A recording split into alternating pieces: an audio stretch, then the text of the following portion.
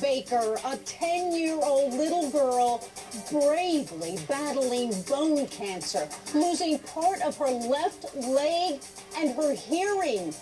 Well, things could only get worse. This little girl ends up missing, reportedly kidnapped from her own bedroom in the middle of the night.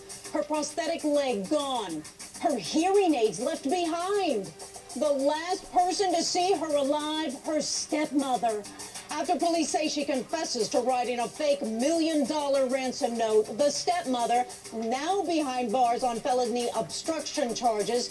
Stunning new developments tonight. Police and cadaver dogs go inside the home of 10-year-old Zahra, removing evidence, including the child's bed mattress. Why are investigators interested in a bed frame, a mattress, and box springs, reportedly from Zahra's own bedroom? And after so many allegations, Zahra was abused. Was the little girl actually locked in a tiny attic? Tonight, the managers of that apartment complex making the shocking claim are with us exclusively live tonight.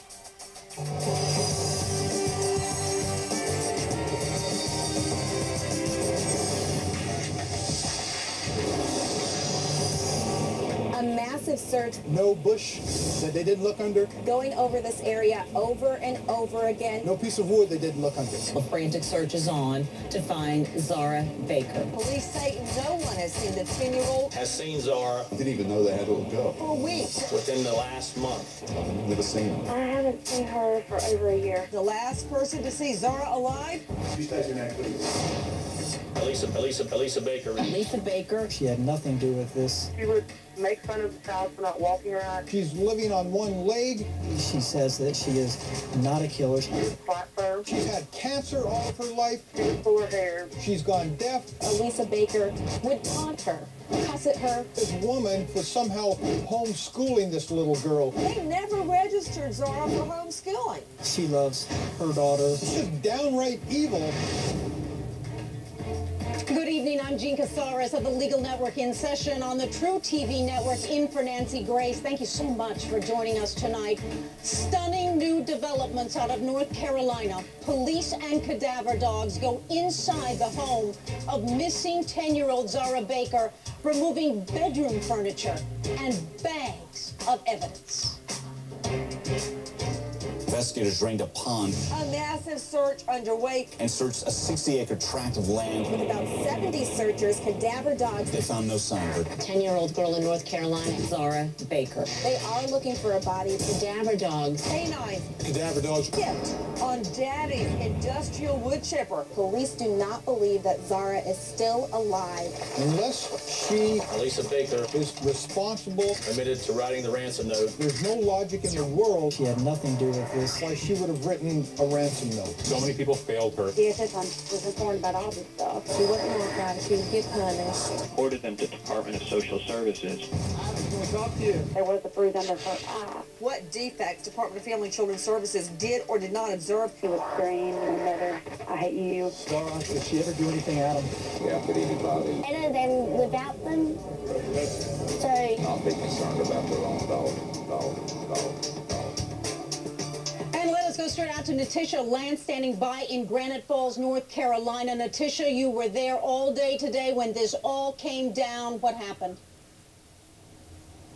Well, Jean, Adam Baker, Zahra Baker's father, was at the scene today when police executed this 2-hour search on their home in Hickory, North Carolina. Reportedly, he consented to this search, and as you said during the opening, 2 canine units were used searching inside and outside the home. They were swapping, taking turns going inside the home. Now, also reportedly, these are new cadaver dogs, fresh to the search. They have not been used during the course of this investigation thus far. Investigators were seen leaving with 2 bags of potential evidence, in addition to a mattress, a bed frame, and also a box spring that were all wrapped in plastic. Now, there was a reporter there from one of our affiliates who was able to talk to one of those dog handlers. They asked if any hits were made inside or outside the home. As far as outside the home, they said no. But as far as inside the home, they were referred to police. Looking at that mattress right now, you saw that mattress. Is it a twin mattress? Is it a full? Is it a queen? What size mattress? It's hard to say what size mattress it was, Jean, but it was wrapped in I'll plastic. tell you that right now. It's a twin mattress. That is a twin mattress. How many investigators went into that home? There are about a dozen investigators who were on the scene. Now, the only thing is, Jean, this house has been open, not the house open, but the yard has been open since about Tuesday. There have been people who have been walking in and out of that property, around that property. So now they are doing this search now, going through the bushes, going all around the perimeter of the property. And also, like I was saying, when the dog handler was asked whether there was a hit inside the home, they were referred to police on that question. Okay, when investigators went into the home originally today, was Adam Baker with them? Did he come with them to go into the home? Adam Baker was with them. He was inside the home while investigators were coming out the front door. Adam Baker was going out the back door. There were some reporters who were able to ask him a few questions, but mostly he walked with his head down. He said that the media knew more about what was going on than he did. He also spoke to the Associated Press today, and to them he said that if Zahra is found, he wants to bring her back to Australia if that is what she wants. So he is saying that he thinks she is alive. He's saying he doesn't know right now, Jean. He said there's too many facts out there that he's still trying to put everything together. He also said when asked about Elisa Baker, his wife, he said that he doesn't know right now. He's still trying to put everything together. But police have said that Adam Baker is cooperating. If they need him to be someplace, he shows up there. If they ask him to do something, he does it. And we have seen that. We've seen him at that other property where those other searches were executed, at the location where pieces of equipment for his job were kept. And now we see him today at this search at their home. So it does appear that Adam Baker is cooperating, but police still saying there is not a suspect, but not ruling anybody out as a person of interest. So what is happening at that home tonight? And Natisha, turn around for us a little bit. Let's look at that home. Let's see what it looks like in the background right there. It's vacant. No one is there tonight. Well, actually, Jean, this home is a property that the Bakers lived in prior to moving to that home in Hickory. This is where the management neighbors believe that Zahra may have been kept in the attic, and you can see it right behind me. It was apartment number 1, which is just over my left shoulder. Now, it's a 2-floor apartment. There's 2 bedrooms upstairs, 1 bathroom, a kitchen downstairs, another bathroom, and a living room area. They lived here from about July to November of 2009. The management here said that they only saw Zahra when they moved into the apartment and never saw her after that, even when they moved out. But what they did observe was a lot of to a really important guest that we have tonight, exclusively with us tonight. We have got Daryl and Shirley Mims standing by live in North Carolina. They are with us exclusively. They are the managers of that apartment complex where the Bakers lived just last year. Thank you both so much for joining us. Tell us, first of all, exactly when did the Bakers move in and how long did they stay? They moved in July of '09, and they stayed till November of '09 when I asked them to move out. Okay, and Shirley, I think you are the manager of the apartment complex, but you and your husband worked together on this, and you lived in the apartment next to them, so you actually shared that common wall very close. Now, how often did you see Zahra Baker? I never saw her, but the one time when they moved in, that's the only time we ever saw her. So they lived next door to you for 4 months, and you only saw Zahra once? Once. The day they moved in, that's the only time. And I thought maybe it was a granddaughter or a relative that was just visiting with them.